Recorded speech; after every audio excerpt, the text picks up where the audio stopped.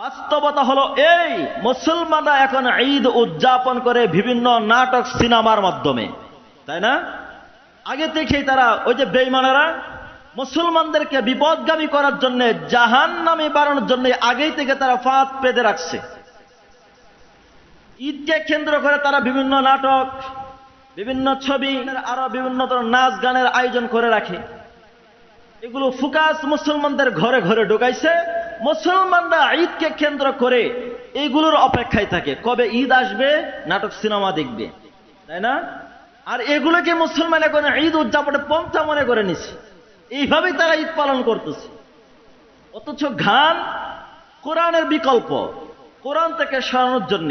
আর গান হলো আবু জাহেলের, উতবা, শাইবা, নজর ইবনে হারেসের আবিষ্কৃত। এটা ইসলামের জন্য নয়, বরং ইসলামকে ধূলিসাৎ করার জন্য, কোরআন থেকে মানুষকে ভোলানোর জন্য, দূরে সরানোর জন্য, মানুষকে জাহান্নামে নেওয়ার জন্য এই পথ বের করছে। আর মুসলমানরা এই জাহান্নামের পথকে অবলম্বন করে তারা ঈদ উদযাপন করতে যায়। আবার দেখবেন অনেক মুসলমানও দেখবেন ঈদকে কেন্দ্র করে বিভিন্ন ধরনের টুর্নামেন্ট খেলা দেয়, তাই না? বিভিন্ন ধরনের টুর্নামেন্ট খেলা দেয়। আবার অনেকে বিভিন্ন জায়গায় থাকে, ঈদের সময় বাড়িতে এসে বিভিন্ন ধরনের জুয়া খেলা থেকে যোগ দেয়, দেখে না? আর ঈদের সময় একটু আনন্দ ভর্তি করা লাগে না? এই আনন্দ উদযাপনের ক্ষেত্রে টুর্নামেন্ট বলেন, গান বাজনা বলেন, বিভিন্ন জুয়া বলেন, ইসলাম এগুলো সমর্থন করে? একটাকে তো সমর্থন করে না। বরঞ্চ তাফসীরের কিতাবের ভিতরে রাসূলের হাদিস আছে, কোন ব্যক্তি জুয়া খেললো, জুয়াও খেলে আবার নামাজও পড়ে, জুয়ার সময় জুয়া খেলে, নামাজের সময় সে নামাজ পড়ে। আল্লাহ রসুল বলেন, যে ব্যক্তি জুয়া খেললে এসে নামাজে দাঁড়াইলো, এ ব্যক্তি যেন শুকরের রক্ত দিয়া গোসল করে এসে নামাজে দাঁড়াইলো। কিসের রক্ত? শুকরের রক্ত। শুকর মুসলমানের জন্য হালাল বুঝি, তাই না? তাহলে কতটা জঘন্য হইলে রসুল এই কথা বলতে পারেন? মুসলমান এগুলোই আনন্দ উদযাপন করে ঈদকে কেন্দ্র করে।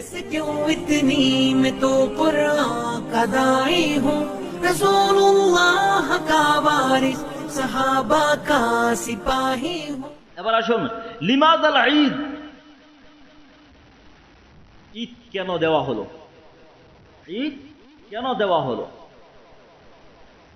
ঈদ দেওয়া হয়েছে, দেখবেন দুটোটা ঈদের ক্ষেত্রে, ঈদের আগে দেখবেন দীর্ঘ ইবাদতের একটা মৌসুম দেয়। ঈদুল ফিতরের আগে দীর্ঘ 1 মাস রোজা, তারাবি, সেহরি, ইফতারি, বিভিন্ন দান, সদকা, যাকাত, আরো অনেক কিছু আছে না? দীর্ঘ 1 মাস ইবাদত করার পরে ঈদ দেয়। এই দীর্ঘ 1 মাস ইবাদত কেন দিল? দীর্ঘ 1 মাস ইবাদত এই জন্য দেয়, সারা বছর যে বান্দা যে গুনাহ করে, গুনার দ্বারা তো ঠিকানা তো জাহান্নাম। কারণ গুনাহ করলে তো জায়গা কোথায়? জাহান্নাম। বান্দাকে তো মাফ করতে হবে, তাকে তো জান্নাতে আনতে হবে, পবিত্র বানাইতে হবে। এই জন্য বান্দাটা যেন তার নিজের গুনাহগুলো মাফ করাইতে পারে, এই জন্য দীর্ঘ 1 মাস ইবাদতের একটা মৌসুম দেয়। মৌসুম দিয়ে, বান্দা তুমি দীর্ঘ 1 মাস ইবাদত করবা, রোজার শেষ দিনে আমি আল্লাহ তোমাদেরকে মাফ করে দিব। মাফ যে আমি করব, এই ঘোষণা দিব ঈদের দিন ফেরেশতার মাধ্যমে। এই যে তোমাদেরকে আমি তোমাদের জীবনে গুনাহ মাফ করলাম, মুত্তাকি বান্দার কাতারে তোমাদের নাম লিখাইলাম, এবং জাহান্নাম থেকে মুক্তি দিলাম, এই 3 কারণেই তোমরা আনন্দ পূর্তি করবা। কয় কারণে? এই 3 কারণে। নিজের গুনাহ মাফ করানো 1 নাম্বার। ঈদ কেন? গুনাহ মাফ করানোর জন্য। গুনাহ মাফ করাই সেই জন্য আনন্দ করবে। নিজেকে জাহান্নাম থেকে মুক্তি নিতে পারছে, এজন্য সে আনন্দ করবে। নিজে মুত্তাকি হইতে পারছে, আল্লাহর তাকওয়া অন্তরের ভিতরে ঢুকাইতে পারছে, এই জন্য সে আনন্দ উদযাপন করবে। এই জন্য দীর্ঘ 1 মাস পরে ঈদ দেওয়া হলো। এবার আসেন কোরবানি ঈদের ক্ষেত্রে। দেখুন, কোরবানির ক্ষেত্রে জিলহজ মাসে আল্লাহর অন্যতম বিধান হজ। হজের মাধ্যমে বান্দার গুনাহ মাফ হয় কিনা? এছাড়াও যাদের পক্ষে হজ করা সম্ভব নয়, তাদের জন্য আল্লাহ সুবহানাহু ওয়া তাআলা সরকারে দু আলম নবীজির মাধ্যমে ইবাদতের একটা মৌসুম দিয়েছে। আল্লাহ ঘোষণা দিয়েছেন 12টা মাসের ভিতরে শ্রেষ্ঠ 4টা মাস, 4টা মাসের ভিতরে সবচেয়ে শ্রেষ্ঠ হলো জিলহজ মাস। জিলহজ মাসের ভিতরে সবচেয়ে শ্রেষ্ঠ হলো প্রথম 10 দিন। প্রথম 10 দিনের ভিতরে 9 নম্বর এবং 10 নম্বর দিনও সবচেয়ে শ্রেষ্ঠ। আর এই 2 দিনের মধ্যে সারা বছরের মধ্যে শ্রেষ্ঠ দিন হলো কোরবানি ঈদের দিন। শ্রেষ্ঠ কেন দিলাম? এই মাসটাকে শ্রেষ্ঠত্ব কেন দিলাম? আবার এই প্রথম 10 দিন কেন দিলাম তোমাদেরকে? এই প্রথম 10 দিন তোমরা ইবাদত বন্দেগী করে নিজেকে মাফ করানোর মতো যোগ্যতা তোমরা অর্জন করবে। এই 10 দিনে তোমরা নফল ইবাদত বন্দেগী করবে, নফল নামাজ বেশি বেশি পড়বে, নফল রোজা রাখার বিধানের কথা বলা হয়েছে। এই যে গতকালকে গেল কোরবানি ঈদের আগের দিনে রোজা রাখলে বান্দার সামনের 1 বছর, পিছনের 1 বছর, 2 বছরের গুনাহ মাফ। আবার একটা রাত লাইলাতুল কদরের সমতুল্য করে দেওয়া হলো। কেন? এই রাতগুলোতে বান্দা ইবাদত করে এই যে কোরবানির দিন, এই দিনে সে নিজেকে পরিপূর্ণ জাহান্নাম থেকে মুক্তি নেওয়ার ব্যবস্থা গ্রহণ করবে। এই ব্যবস্থা যখন সে গ্রহণ করবে, তারপর সে আনন্দ ফুর্তি করবে।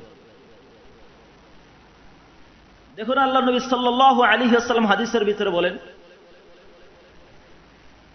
কুরবানির আগের দিন ইয়াউমুল আরাফা, 9 জিলহজ, 9 জিলহজ আল্লাহ রাসূল বলেন এই দিন পৃথিবীতে আল্লাহ সুবহানাহু ওয়া তাআলা এত সংখ্যক মানুষকে মাফ করে জাহান্নাম থেকে মুক্তি দেয়, সারা বছরে অন্য কোনো দিনই এই পরিমাণ মানুষকে জাহান্নাম থেকে মুক্তি দেওয়া হয় না। এই যে জাহান্নাম থেকে সে মুক্তি দেওয়া হয়, এই মুক্তির পথটা তো সে ইবাদতের মাধ্যমে সে অর্জন করবে, তাই না? আপনি এর আগে 8টা দিনে ইবাদত করুন, আল্লাহ তাআলার কাছে মাফ চান। 9 তারিখ রাত দিন মেহনত করে আল্লাহ তাআলার কাছে মাফ চাইবেন, কান্নাকাটি করবেন, আল্লাহ যাদেরকে তুমি মাফ করবা এই দিনে তাদের দলে আমাকে রাখো, নাফরমানির দলে আমাকে রাখো না। এইভাবে সে ইবাদত করে নিজের গুনাহগুলোকে মোচন করায়া ক্ষমাকারী বান্দাদের ক্ষমা, যে বান্দা যারা ক্ষমা পাইছে তাদের তালিকায় নিজের নামটা লিখায়া কুরবানি ঈদের দিন সারা আনন্দ ফুর্তি করবে। এবার বলুন আমরা সেই পরিমাণ প্রস্তুতি নিয়েছি কিনা? কয়জন নিয়েছি? কয়জন এই প্রস্তুতি আমরা নিছি? আরো করছি কি? এই দিনকে কেন্দ্র করে নাফরমানি আরো বেশি করছি, তাই না? আবার অনেকে এই দিনে কোরবানি দেয়। যারা একটা আছে কিছু মানুষ সারা বছরে একদিনও ফজরের নামাজের খবর নাই, এমন বান্দা আছে না? কিন্তু কোরবানি দেওয়ার লাগিয়ে হাজির। কথা বলুন, আছে নাকি নাই? হ্যাঁ। আবার যারা দেখবেন নামাজ পড়ে কোরবানি পশু কিনতে গিয়ে এরাও নামাজ মাইর। কথা বলুন, তাহলে সে কি মুক্তির পথ বের করছে নাকি আর জাহান্নামের পথ খুলে লইছে? কোরবানি তো সবার উপরে ফরজ না, কিন্তু নামাজ, পর্দা, কোরআন তেলাওয়াত, হালাল ভাবে চলা, আমরা কি সেইভাবে চলে নিজেকে আজকে যে আনন্দ করব সে আনন্দ করার জন্য সে পথকে আমরা বের করতে পারছি? পারে। তাহলে ঈদ কার জন্য? ঈদ কার জন্যে? যে নিজেকে মাফ করাইতে পারছে, যে ইবাদতের মাধ্যমে নিজের অন্তরে তাকওয়া অর্জন করতে পারছে, নিজের গুনাহগুলোকে ক্ষমা করাইতে পারছে, জাহান্নাম থেকে মুক্তি পাইতে পারছে, এই ব্যক্তির জন্যই ঈদ। আর যে জাহান্নামের পথে বাঁচতে পারে নাই, নিজের গুনাহগুলো ক্ষমা করতে পারে নাই এবং মুত্তাকি হইতে পারে নাই, অন্তরে তাকওয়া অর্জন করতে পারে নাই, তার জন্য আজকে ঈদের দিন না, বরঞ্চ তার জন্য আজকের ধ্বংসের দিন। কেন? এত বড় সুবর্ণ সুযোগ পাওয়ার পরও, এত বড় অফার পাওয়ার পরও যে ব্যক্তিটা অফারটা কাজে লাগাইতে পারলো না, এর কপাল ভালো নাকি কপাল খারাপ? কথা বলুন, কথা বলবেন। কপাল ভালো নাকি কপাল খারাপ? তাহলে তার জন্য তার কান্নাকাটি করা বেশি দরকার, আনন্দ ফুর্তি করার না। তো যারা ইবাদত করে, যারা এই পরিমাণ তাকওয়া অর্জন করে, নিজেকে মাফ করার জন্য প্রস্তুতি গ্রহণ করে, এদের চেয়ে যারা নাফরমানি বেশি করে দেখবেন ঈদের দিনে এদের আনন্দ ফুর্তি আরো বেশি দেখা যায়। মানে জাহান্নামে যাওয়ার জন্য এই পরিমাণ লাফানি।